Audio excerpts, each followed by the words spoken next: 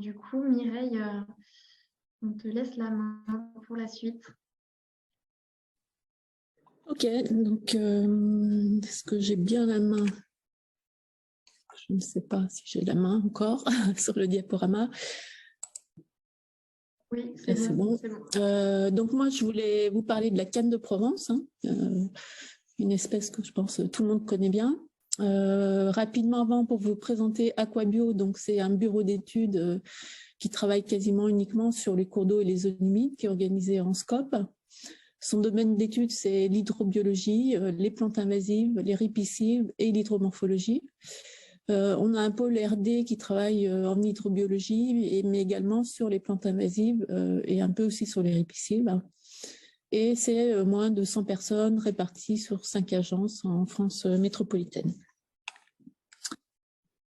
Voilà, donc la canne de Provence, Arundodonax, c'est une population clonale et c'est sûrement une des plus anciennes espèces végétales invasives en Europe et dans le sud de la France.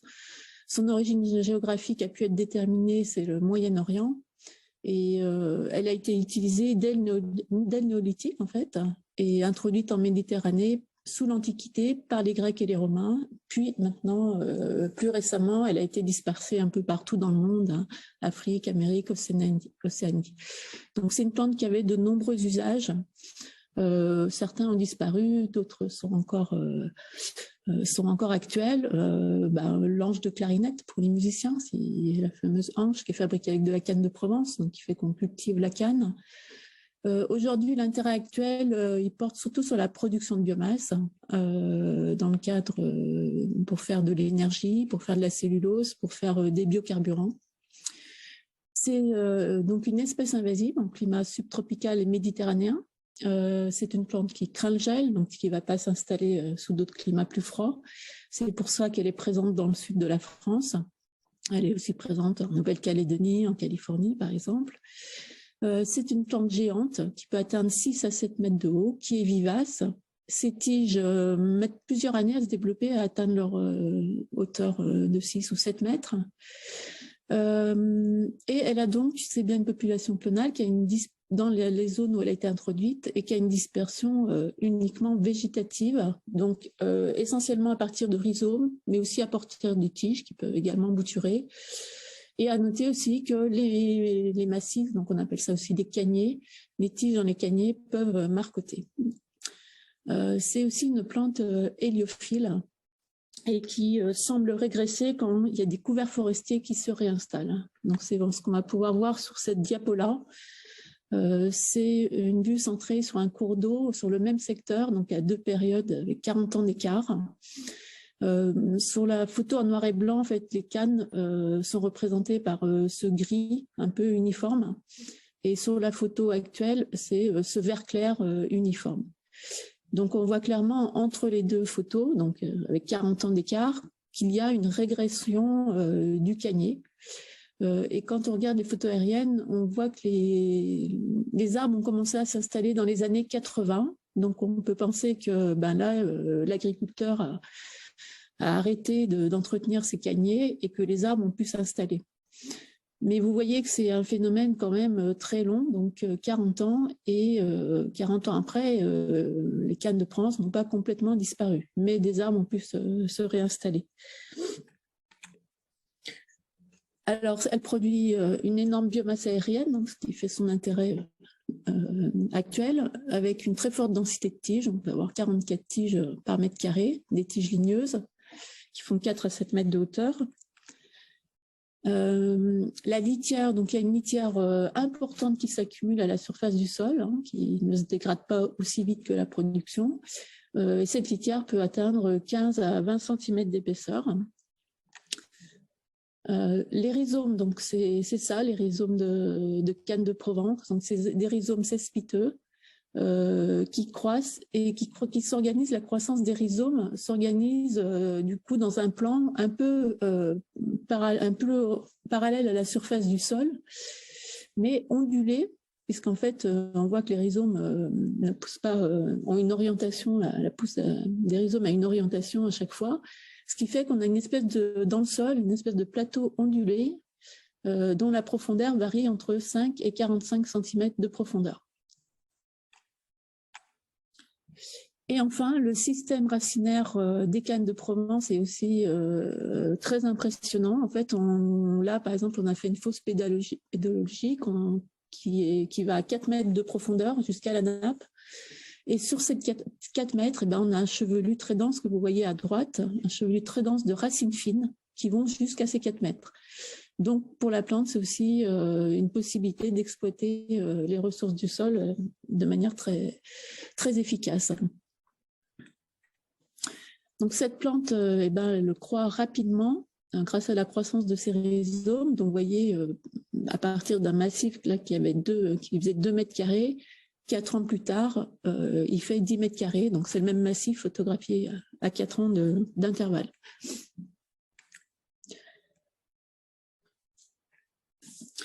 Alors, ces impacts sur la biodiversité, ceux qui connaissent un peu, on voit effectivement qu'on a des peuplements souvent monospécifiques.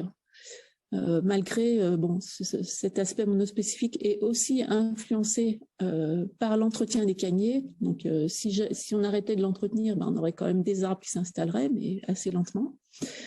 Il y a aussi des impacts sur la faune, qui sont en tous les cas démontrés dans d'autres pays, mais qui, je pense, ne sont pas ou peu étudiés en Europe.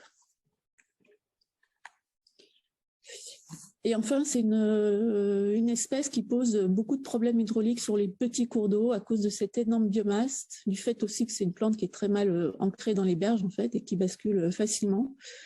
Donc cette biomasse importante, elle peut obstruer des ouvrages et créer des débordements ou gêner des écoulements en crue. Donc ça a un coût, en tous les cas dans le sud de la France, c'est un coût important pour tous les gestionnaires de cours d'eau qui doivent débroussailler régulièrement ces plantes sans impact en fait sur le dynamisme de la plante, mais pour éviter des embâcles. Alors le projet que je vous ai parlé, donc c'est un projet expérimental qui était destiné à trouver une technique mécanique et rapide pour éliminer les caniers. Donc c'est un projet qui a été réalisé à la confluence Tongue-Laine dans le département de l'Hérault. Ces deux rivières, elles sont colonisées à peu près 50% par des cannes de Provence. Et l'idée de trouver cette technique, c'était notamment dans le cadre de chantiers de restauration morphologique, parce que c'est des cours d'eau aussi qui ont été extrêmement modifiés, canalisés, recreusés, etc. Donc l'idée, c'était, comme il y a de la canne presque partout, c'était de pouvoir disposer d'une technique qui permettrait de les éliminer rapidement des sites à renaturer. Vous avez sur le centre des ressources une synthèse de ce que je vais vous présenter là, peut-être un peu plus fournie de cette expérience. Et ça a été fait sous le pilotage du syndicat mixte du fleuve Hérault. Alors, la technique qu'on a testée, elle a consisté à 3 étapes. D'abord, on a dû débroussailler cette biomasse aérienne qui était énorme et c'est avec la présence de laquelle on ne pouvait rien faire, donc on l'a débroussaillée. Après, on a passé un broyeur dans le sol, donc c'est la diapo en bas. Et après, on a bâché le sol avec 3 durées de bâchage, 3, 6 et 11 mois.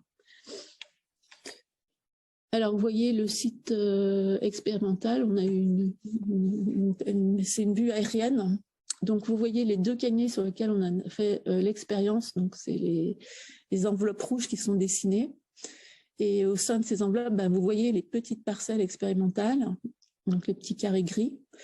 Alors, le massif du haut, il faisait 500 mètres carrés et celui du bas, 230 mètres carrés. Donc, on s'est bien mis au milieu de ces massifs. Et c'était des massifs très anciens puisqu'ils étaient déjà présents sur les photos. On les voyait déjà sur les photos aériennes de 78. Donc, des choses très anciennes. Donc, c'est vraiment un suivi expérimental avec des répétitions, des suivis réguliers, des repousses. Également, on a fait des remises en culture de rhizomes pendant 50 jours pour évaluer leur vitalité. Il faut dire que les rhizomes de canne ne repoussent pas immédiatement. Il faut attendre plusieurs semaines pour qu'ils repoussent. Et les modalités qu'on a testées, donc on a testé 2 témoins. Un témoin qui a été débroussaillé seulement, donc on a juste débroussaillé la partie aérienne. un autre témoin où on a débroussaillé et broyé le sol. Et enfin, nos 3 modalités expérimentales qu'on testait, donc c'était un bâchage de 3 mois, 6 mois ou 11 mois. Voilà pour vous donner une idée de l'impact du broyage sur les rhizomes. Donc voilà, on a nos rhizomes après un premier passage du broyeur. Donc on a mesuré leur longueur, leur écart-type, etc. Alors le broyeur à pierre qu'on a utilisé, donc vous voyez en photo à droite, donc c'est un engin qui ne peut pas pénétrer à plus de 25 ou 30 cm de profondeur. Donc nous, ce qu'on voulait, c'est broyer les rhizomes de la plante pour l'éliminer. Donc même avec des engins très puissants, on a testé différents outils, mais même les plus puissants ne peuvent pas rentrer à plus de 30 cm de profondeur. Donc on a fait ces fameuses fosses pédologiques pour observer où avait poussé le rhizome, ce plateau ondulé dont je vous ai parlé. Et on s'est rendu compte du coup qu'il pouvait atteindre, il variait, la profondeur basse était entre 15 et 45 cm de profondeur. Donc si on n'enlevait pas cette litière que je vous ai présentée sur la première diapo, donc une litière, donc c'est de la matière organique morte, hein, si on n'enlevait pas cette litière, l'outil n'allait pas pouvoir pénétrer suffisamment dans le sol et on n'allait pas pouvoir broyer correctement les rhizomes. Donc on a commencé par éliminer la litière avant de passer le broyeur, mais évidemment on n'a pas éliminé les rhizomes, hein. On s'est arrêté sur cette couche de litière. Et on a passé 3 fois le broyeur. Alors ça c'est les résultats sous forme de graphique. Donc ici, on a les 2 témoins dont je vous ai parlé tout à l'heure. Donc à gauche, le témoin qui a uniquement été débroussaillé, la partie aérienne débroussaillée, et l'autre témoin débroussaillé, mais aussi avec le sol broyé, mais sans pose de bâche. Et vous avez la ligne en haut en bleu qui vous dit, donc ce qu'on a suivi, là c'est le nombre de repousses par parcelle expérimentale. Donc c'est la moyenne et les petits traits verticaux, c'est les écarts-types. Donc vous avez initialement, donc on avait à peu près presque 90 tiges par parcelle de 2 mètres carrés. Et vous voyez le nombre, après dans les différentes parcelles, le nombre de tiges qui a repoussé au cours du temps. Donc sur les 2 ans de suivi. Donc ce qu'on voit déjà sur le premier témoin uniquement débroussaillé, c'est que le nombre de tiges est réduit considérablement après ce débroussaillage mécanique de la partie aérienne. Donc ça paraît complètement logique, hein, puisque je vous ai dit que les tiges, elles vivent plusieurs années. C'est-à-dire que dans les caniers, en fait, on a beaucoup aussi de tiges mortes ou à différents stades de développement. Donc le fait de débroussailler, on repart à zéro, les tiges doivent regrandir et c'est normal qu'il y ait moins de tiges puisqu'il n'y a pas de tiges anciennes. Alors après, si on compare par contre l'effet du broyage, donc là on voit effectivement le broyage du sol, donc la couleur orange, a eu un gros impact, rien que le fait de broyer, sur la vitalité des rhizomes. Donc c'est des rhizomes qu'on a remis en culture, comme je vous l'ai dit, et on a constaté en fait qu'il y avait il n'y avait plus que 30% des rhizomes après broyage qui pouvaient rebouturer, les autres n'étaient plus vivants, n'étaient plus en capacité de refaire des boutures. Voilà, donc ça c'est déjà un résultat très intéressant, mais bien sûr c'est insuffisant parce que 30% de repousse, c'est énorme, ça ne permet pas d'éliminer la plante. Maintenant, on va comparer ce qui s'est passé après mise en place de la bâche. Donc on va changer un petit peu d'échelle verticale et on va comparer avec notre témoin débroussaillé, broyé et non bâché, donc le témoin orange, ce qui s'est passé avec la pose de la bâche. Donc vous avez le même graphique, donc avec une échelle un peu différente, comme je vous le disais, en verticale. Quand on a débâché à 3 mois, donc c'est le carré bleu-gris que vous voyez sur le graphique, on a eu beaucoup moins, 4 fois moins de repousses que dans notre témoin, simplement qui n'a pas été bâché, qui a été débroussaillé, broyé, mais non bâché. Donc, on a encore des repousses, même s'il n'y a qu'une repousse. Bon, si on extrapole sur une grande surface, c'est beaucoup trop. On peut considérer qu'on n'a pas éliminé la plante et obtenu le résultat. Par contre, après le débâchage, dès le débâchage de 6 mois et encore plus à 11 mois, on n'a eu aucune repousse sur les parcelles qui ont été bâchées 6 mois et 11 mois.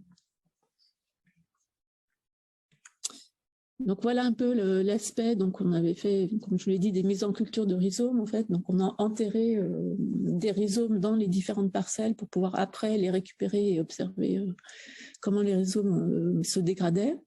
Donc voilà, ça c'est des récoltes de rhizomes après 6 mois de bâchage. Donc nos fragments de rhizomes qui ont été broyés. Et on voit que il y a plus aucune partie vivante sur ces rhizomes. Alors, pour compléter ça, on a fait aussi un test uniquement de bâchage. Donc, on a bien évidemment débroussaillé pour ne pas avoir la partie aérienne. Et après, on a posé une bâche beaucoup plus épaisse parce que là, il fallait résister à la croissance des tiges de canne de Provence. Donc, on a mis une bâche beaucoup plus épaisse et bien ancrée. Donc, on a vu pendant de nombreux mois la bâche qui était soulevée par les tiges, mais qui n'a pas été percée. Et là, on a laissé la bâche 1 an et demi. Et quand on a enlevé et qu'on est revenu encore observer plusieurs fois, on n'a constaté aucune repousse en fait sur cette parcelle. Par contre, on n'a pas de répétition, donc bon, c'est un résultat qui reste, qui n'a pas de valeur statistique, hein, mais qui indique que peut-être juste un bâchage pourrait éliminer la plante, mais avec un temps plus long. Donc ça serait à vérifier. Voilà, donc la conclusion de ce chantier expérimental, hein, c'est que on peut éliminer mécaniquement les cannes de Provence assez rapidement, puisque 6 mois, c'est pas très long. L'intérêt, c'est qu'il n'y a pas d'exportation de matière, hein, on n'exporte pas, on n'a pas de rémanent à gérer, on n'a pas de terre infestée à gérer, tout reste sur place. On pense que le planning idéal, ce serait de faire comme on l'a fait là, mais peut-être un peu par hasard, de faire le traitement en mars-avril, au tout début de printemps, et d'enlever la bâche en octobre pour permettre un reboisement immédiat, puisqu'on sait que pour reboiser en climat méditerranéen, il faut mieux le faire plutôt à l'automne. Et enfin, le bâchage seul, donc je vous ai présenté, ce serait intéressant aussi de le tester vraiment de manière plus rigoureuse pour savoir si un bâchage seul permet d'éliminer la canne de Provence. Voilà, je pense que j'ai un peu de temps pour vous présenter quand même la vidéo, si tu veux l'envoyer, Morgane. Donc, c'est une petite vidéo sur le broyeur à pierre, donc cet outil un peu particulier.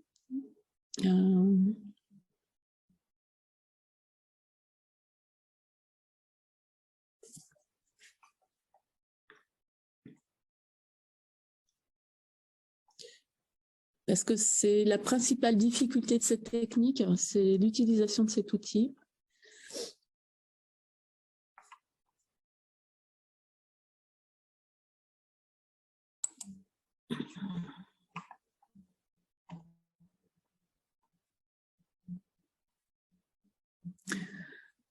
En attendant, en fait, pour les bâches de sol, hein, ce qu'on a bâché avec des bâches noires, voilà, classiques, pas très épaisses, en fait. Hein. Le plus compliqué, c'était plutôt de les lester, en fait, mais il n'y a pas de recommandation. Donc, voilà l'outil. Hein. Donc, vous voyez, c'est un outil qui est tiré. Si on peut couper le son, quoi. Je ne sais pas si j'ai la main dessus.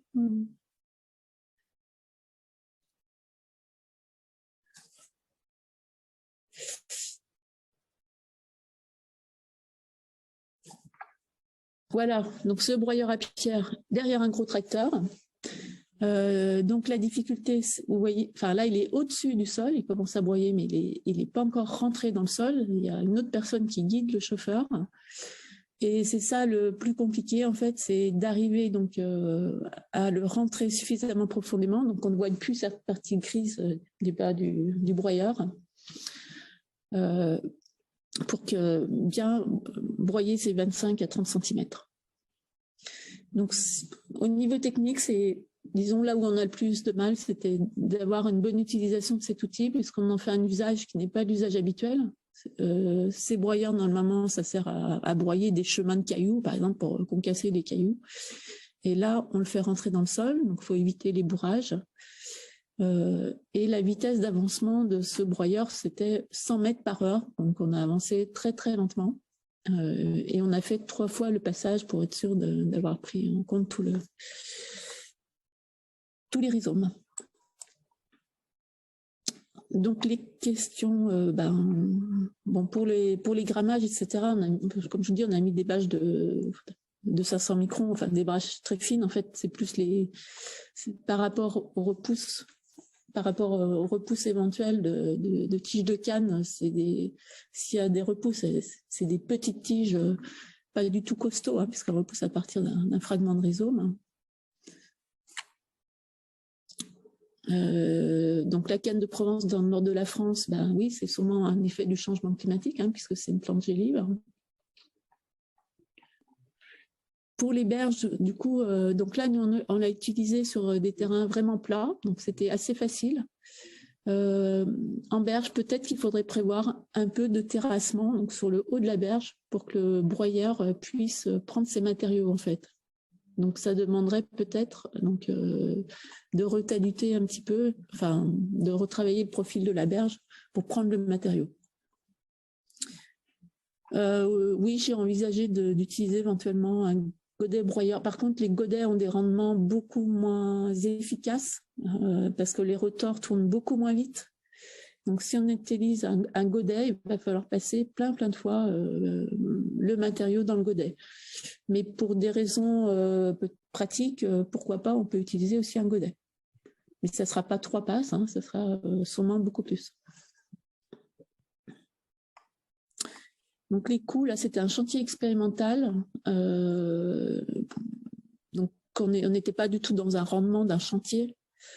Donc là, je vous donne les indicateurs, sont plus de vitesse d'avancement de l'engin. Vous voyez, 100 mètres par heure et 3 passes. Et à partir de ça, vous pouvez estimer des coûts de chantier avec des prix de journée d'engin.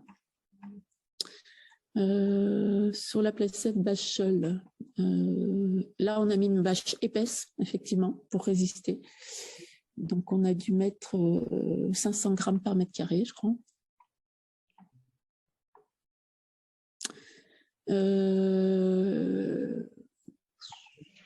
Ça, je n'ai pas regardé si le sol était plus aéré ou pas après 6 mois. Je ne sais pas si le fait de broyer, parce que c'est quand même pas un outil pour favoriser l'aération du sol, ce genre d'outil, c'est pas du tout destiné à ça. Donc vous voyez que ça écrase. Je ne sais pas si c'est très bon pour la structure des sols en fait, ce genre d'outil. Donc ça sera à tester. Et puis ça va dépendre aussi de la texture aussi des sols, s'ils sont argileux ou pas. Alors, n'est plus considéré comme dans certaines régions, c'est un archéophyte évidemment, oui. Oui, ça c'est une vision, enfin, que ce n'est pas une espèce invasive. En tous les cas, on voit qu'elle a des impacts, elle a toujours des impacts malgré l'ancienneté de son introduction. Et pour tous les gens qui font de la renaturation, s'ils ne prennent pas en compte la présence de la canne et qui renaturent une berge ou un cours d'eau et qu'ils ont 100% de canne de Provence après, je ne suis pas sûre qu'ils soient contents du résultat.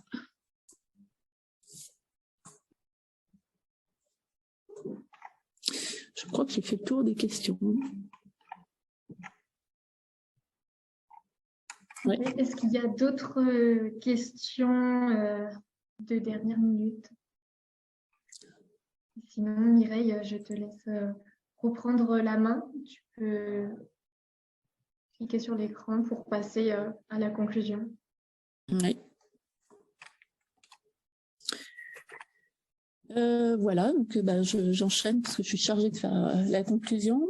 Vous voyez qu'au niveau des techniques, en ce qui concerne les renouées asiatiques, en fait, on a quand même aujourd'hui plusieurs techniques qui ont été éprouvées.